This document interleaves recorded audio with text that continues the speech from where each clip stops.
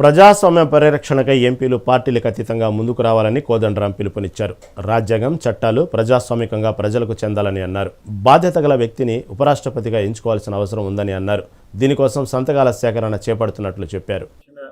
రాజ్యాంగ విలువల వెలుగులో దేశ అభివృద్ధి జరగాలనేటువంటి ఆలోచన, మరొక వైపేమో వాటికి పూర్తి వ్యతిరేకమైనటువంటి ఒక దృక్పథము.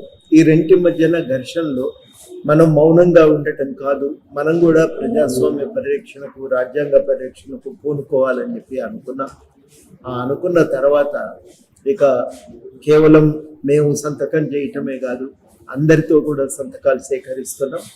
దీంట్లో ప్రధానంగా చెప్పేది ఏంటంటే, భారతదేశానికి చెందిన బాధ్యత గల పౌరులుగా భారత పార్లమెంటు సభ్యులందరినీ నానాటికి బలహీనమవుతున్న మన ప్రజాస్వామ్య సంస్థలను రక్షించేందుకు దేశ ప్రయోజనాలను దృష్టిలో పెట్టుకొని పార్టీ పరిధిని దాటి ఐక్యంగా ముందుకు రావాలని విజ్ఞప్తి చేస్తాం.